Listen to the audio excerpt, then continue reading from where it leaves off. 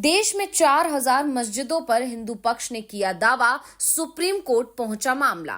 Places of worship act को लेकर पूरे देश में मचा बवाल। अजमेर शरीफ दरगाह के सर्वे का मामला भी पहुंच गया है court. Places of worship act को खत्म करने की हो रही है तैयारी।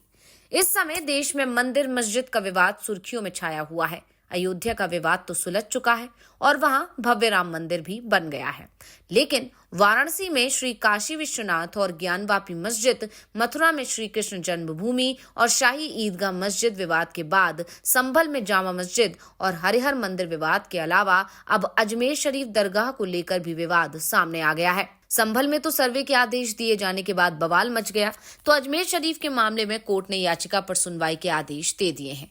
इस बीच जमीयत उलेमा हिंद और all India Muslim personal law board ने सुप्रीम कोर्ट में याचिका दायर की है, जिसमें प्लेसेस ऑफ वर्शिप एक्ट का हवाला देते हुए कहा गया है कि इस कानून के होते हुए सर्वे के आदेश पूरी तरह से अवैध हैं। चीफ जस्टिस संजीव खन्ना से आग्रह किया गया है कि वो इस तरह के दावों पर निचली अदालतों को सुनवाई से रोकने के लिए स्वतः संज्ञान लें। संसद से पास प्लेसेस ऑफ वर्शिप एक्ट को प्रभावी रूप से लागू करना केंद्र और राज्यों की जिम्मेदारी है। ऐसा न होने की सूरत में देश भर में विस्फोटक स्थिति बन सकती है, जिसके लिए सुप्रीम कोर्ट और केंद्र सरकार जिम्मेदार होंगे। कोर्ट मामले की सुनवाई के लिए तैयार हो गया है, तो आज हम अपनी इस रिपोर्ट में प्लेसेस ऑफ वर्शिप एक्ट 1991 को लेकर करेंगे बात कि आखिर ये कानून है क्या और इसकी जरूरत क्यों पड़ी। तो वीडियो को आखिर तक जरूर देखें। सबसे पहले हम ये जानते हैं कि प्लेसेस ऑफ वर्शिप एक्ट 1991 है क्या। बात 1990 के दशक की है। उस समय अयोध्या विवाद चरम पर था और मंदिर मस्जिद के दूसरे विवाद भी उठते दिखाई दे रहे थे। ऐसे में 1991 में तत्कालीन प्रधानमंत्री पीवी नरसिम्हा राव की कांग्रेस सरकार ने पूजा स्थल कानून बनाया। ये कानून कहता है कि 15 अगस्त 1947 से पहले अस्तित्व में आए किसी भी धर्म के पूजा स्थल को किसी दूसरे धर्म के पूजा स्थल में नहीं बदला जा सकता। अगर कोई ऐसा करने की कोशिश करता है तो उसे 1 से 3 साल तक की जेल और जुर्माना हो सकता है।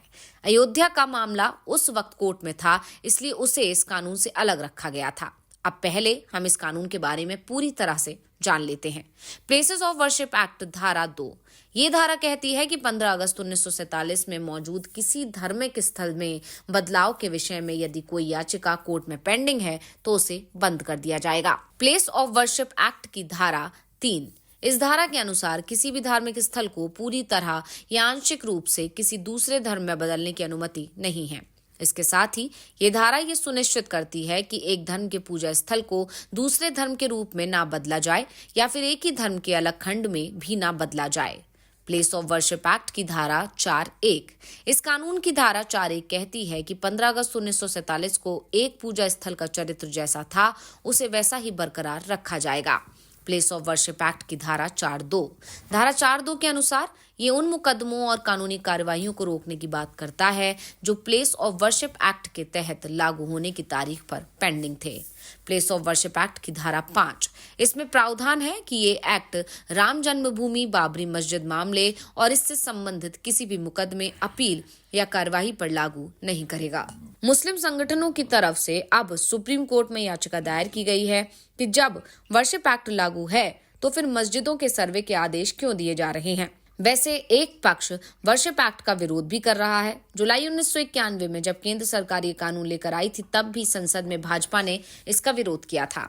उस वक्त राज्यसभा में अरुण जेटली और लोकसभा में उमा भारती ने इस मामले को संयुक्त संसदीय समिति यानी जेपीसी के पास भेजने की मांग की थी, लेकिन इसके बाद भी ये कानून पास हो गया क्योंकि उस समय की कांग्रेस सरकार पर इस कानून को जल्दी संसद से पास कराने का दबाव भी था। इसलिए जुलाई 1991 में इसे संसद में पेश किया गया और मानसून सत्र में ही इसे पारित करा दिया गया। राष्ट्रपति की मोहर के साथ ही ये कानून बन गया। दरअसल ये वो दौर था जब राम मंदिर आंदोलन अपने चरम पर था। भाजपा नेता लाल कृष्ण आडवाणी ने 25 सितंबर 1990 को सोमनाथ से एक रथ यात्रा निकाली। इसे 29 अक्टूबर को अयोध्या पहुंचना था, लेकिन 23 अक्टूबर को उन्हें बिहार के समस्तीपुर में गिरफ्तार कर लिया गया। गिरफ्तार करने का आदेश दिया था जनता दल के मुख्यमंत्री लालू यादव ने। इस गिरफ्तारी का असर ये हुआ कि केंद्र में जनता दल की वीपी सिंह सरकार गिर गई, जो भाजपा के समर्थन से चल रही थी। इसके बाद वीपी सिंह से अलग होकर चंद्रशेखर ने कांग्रेस के समर्थन से सरकार बनाई, लेकिन ये भी ज्यादा दिन नहीं चल सकी। नए सिरे से चुनाव हुए और केंद्र में कांग्रेस की सरकार आई। पीवी नरसिम्हा राव प्रधानमंत्री बने। राम मंदिर आंदोलन के बढ़ते प्रभाव के चलते अयोध्या के साथ ही कई और मंदिर मस्जिद विवाद उठने लगे थे।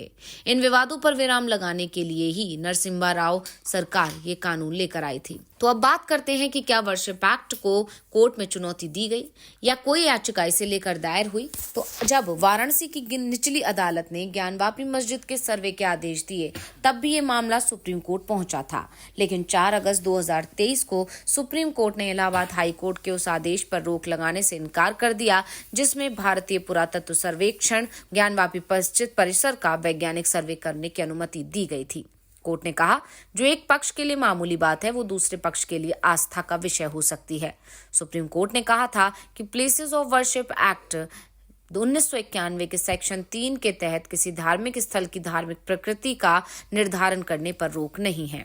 हालांकि इस कानून का सेक्शन 4 ये सुनिश्चित करता है कि 15 अगस्त 1947 को जो धार्मिक स्थल जिस रूप में था उसकी प्रकृति नहीं बदली जाएगी।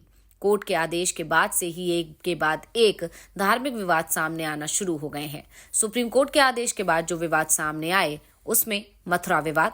14 दिसंबर 2023 को इलाहाबाद हाई कोर्ट ने मथुरा स्थित शाही ईदगाह मस्जिद का कोर्ट निगरानी सर्वे करने की अनुमति दी। हालांकि 16 जनवरी को सुप्रीम कोर्ट ने इस पर रोक लगा दी और हाई कोर्ट में दाखिल याचिका को अनिश्चित बताया। संभल विवाद। 19 नवंबर संभल के मुगल कालीन जामा मस्जिद पर कोर्ट के आदेश पर सर्वे हुआ। इसके बाद 24 नवंबर को हिंसा भड़क गई जिसमें 4 लोगों की जान चली गई और 20 से ज्यादा लोग घायल हुए। अजमेर विवाद। 27 नवंबर को अजमेर कोर्ट ने दावा किया कि सूफी संत मोइनुद्दीन चिश्ती की दरगाह पर कभी शिव मंदिर था। इस मामले में 3 पक्षों को नोटिस जारी किया गया। भोपाल विवाद। मध्य प्रदेश के धार जिले में 11वीं सदी के भोजशाला परिसर पर हिंदू और मुस्लिम समुदायों का विवाद सुप्रीम कोर्ट पहुंच गया। हिंदू इसे सरस्वती देवी का मंदिर मानते हैं जबकि मुस्लिम इसे कमाल मौला मस्जिद कहते हैं। फिलहाल मामला सुप्रीम कोर्ट में है। AIMPLB के प्रवक्ता सैयद कासिम इलियास ने बयान करके कहा है कि पर्सनल लॉ बोर्ड देश भर की अलग अलग अदालतों में मस्जिदों और दरगाहों पर दावा किए जाने पर गहरी चिंता व्यक्त करता है। इस तरह के दावे कानून और संविधान का खुला मजाक हैं। पूजा स्थल अधिनियम 1991 के मद्देनजर इस तरह के दावों का कोई आधार नहीं बनता क्योंकि संसद की ओर से पारित कानून में साफ किया गया है कि 15 अगस्त 1947 तक किसी भी पूजा स्थल की स्थिति में बदलाव नहीं होगा। इसे चुनौती नहीं दी जा सकती। अब सुप्रीम कोर्ट पर निगाहें हैं कि कोर्ट से क्या फैसला आता है। अगर कोर्ट ने सर्वे के आदेश को सही माना तो फिर देश की दूसरी मस्जिदों को लेकर भी इस तरह के आदेश जाना शुरू हो जाएगा। हिंदू संगठनों का दावा है कि देश में करीब 4000 मस्जिदें ऐसी हैं जो मंदिर तोड़कर बनाई गई हैं।